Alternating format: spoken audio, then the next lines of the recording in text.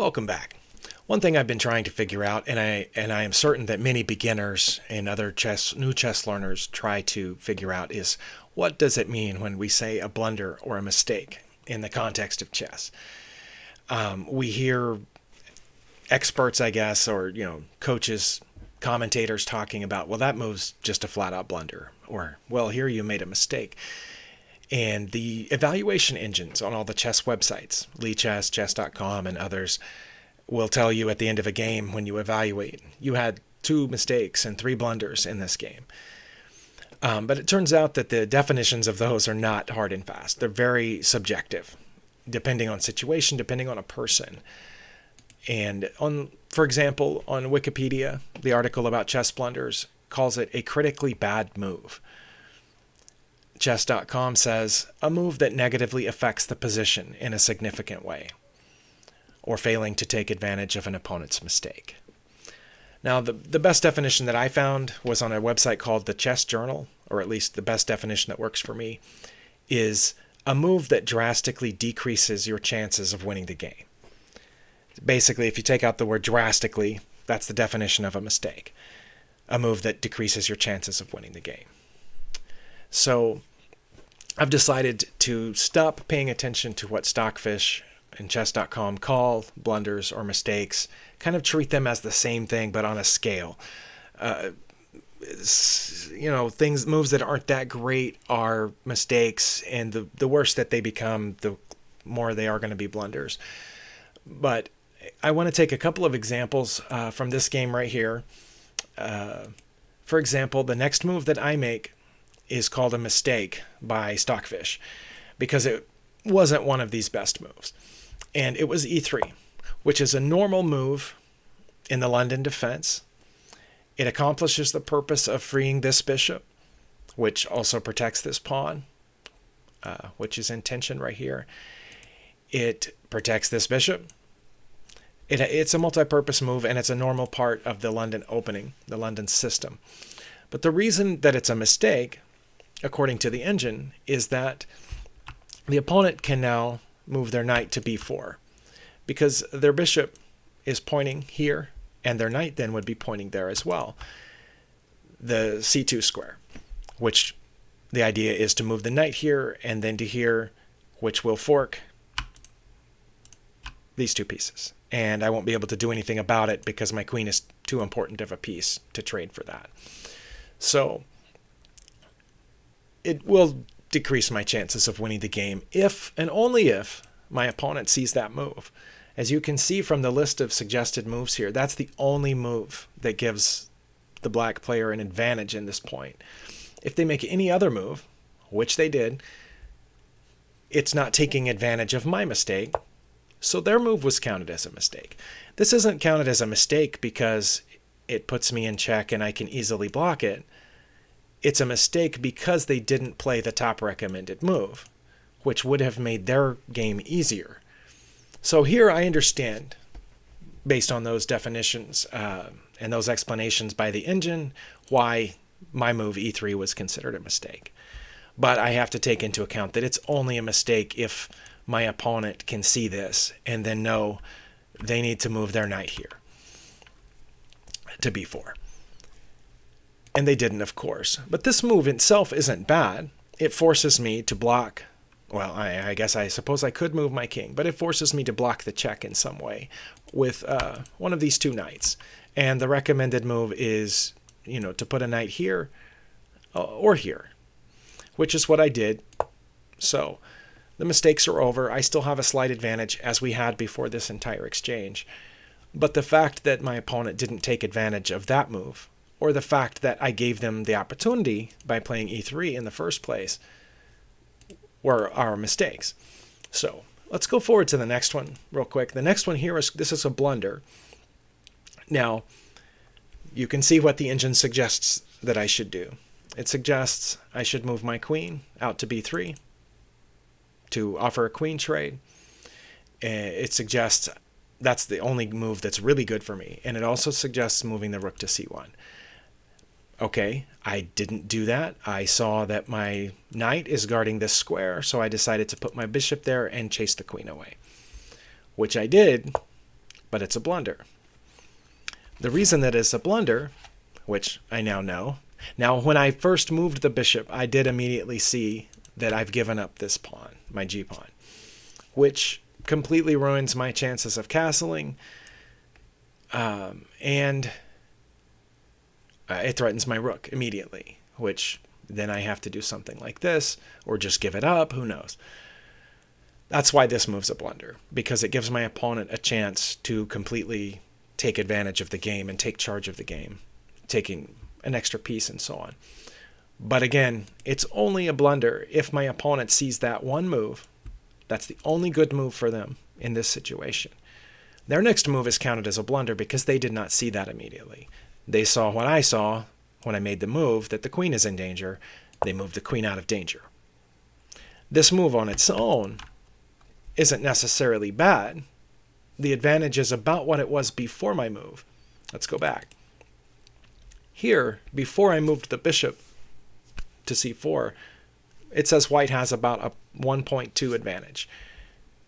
But then I move the bishop here, which allows this, but my opponent doesn't see it. And now I have a 1.6 advantage. So my advantage has increased slightly, but it's still within the same range as what it was before my blunder. Again, so that, I mean, basically, their move was only a blunder because they didn't take advantage of my blunder. So my move, turns out, did not significantly decrease my chances of winning the game because my opponent didn't take advantage of that. Now they're over here, I can do something else.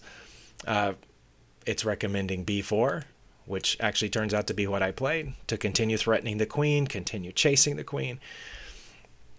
And we went on. So the blunders there completely really did not, neither one of these blunders really changed the course of the game, made it harder for me or for them. Now, they could have made it much easier for themselves by taking here, but they didn't. I'm going to skip ahead to the next one, which is here. Here I did see that they've moved this pawn up, threatening to take my pawn.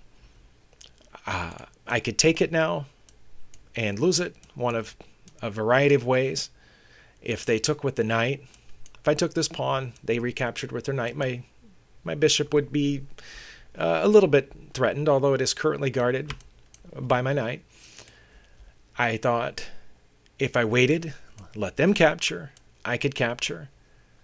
My rook is protected. These rooks would see each other at that point. My rook is guarded by multiple pieces. So I wasn't too worried about that. So I decided to go on with my plan, which was to move this pawn eventually to threaten this bishop and to gain some space in the center. And in order to do that, I decided to move this rook here to protect this pawn push. But as you can see from the suggested moves, the only good move for me is to push forward to protect this knight. Not doing that is a blunder. Now here we're about to do the thing that I was talking about, which I again had saw and evaluated during the course of the game. They took my pawn, I took their pawn, our rooks see each other. They decided to leave the rooks seeing each other because theirs is protected as well. There's no point in one of us being forced to take. Their moves counted as inaccurate because the engine actually did want them to take here. But the point is that my rook move here wasn't the blunder in the way that we think of it is. Like, oh, I've lost the game because of this blunder. I lost an extra pawn on this exchange, which to me isn't horrible. We all lose extra pawns from time to time. Moving on, we stayed around even, none of us making perfect moves, except, well, here I made one of my two better moves, which was my original plan to push this pawn forward, guarded by the rook and the knight, to threaten the bishop and get it to get out of the way, which it did. And now I struggled and I didn't know which of these two pawns to move forward. I thought about pushing this one to hit the knight. I thought about pushing this one to protect, which turns out to be the top recommended move. And I also thought about, since my rook is already on this file, maybe I should try to clear this file by pushing this pawn. That turns out to be a blunder. I should actually move this rook over here, it says. But I pushed the d pawn with the idea that we would take, and then I would have an open file for my rook. But that's a blunder. Now my opponent is ahead. 2 points, has this great advantage. And again, my plan was to clear the file so my rook would be on an open file, so that's what I did. But that's a blunder. The blunder is because, once again, the knight and the bishop are pointing at this spot. Now it's not my king over here being threatened with the fork, but my 2 rooks. And once again, my queen is the only defender of that spot. And if my opponent sees that, which they didn't, yes, no, here is where they did see it. Now I'm guaranteed to lose one of my rooks at this point. We are going to trade queens. It's my best move in the position. I didn't know what else to do, but I'm going to lose one of my rooks. What can I do, right? So that one, now that I've seen the evaluation, it does make sense to me why this one is a blunder. What I definitely should have done was something else, seeing that once this pawn is out of the way for whatever reason, that black's 2 pieces point right here for the fork. So I made a move that basically guaranteed that this pawn would move. And now I'm in trouble there on the c2 square. That did make the game significantly more difficult for me. And I never regained the advantage after this point. So anyway, this is my thought process about what a blunder is, what it actually means to us. And to review the definition, the one that I like the best is a move that drastically decreases your chances of winning the game, whereas a mistake is a move that decreases your chances of winning the game. And a lot of that depends on your opponent. It depends on your level. The higher you get, the more likely your opponents are to see things like this. And as I said, in this case, my opponent did see it, so I'm guaranteed to lose a rook and have a drastically less chance of winning this game.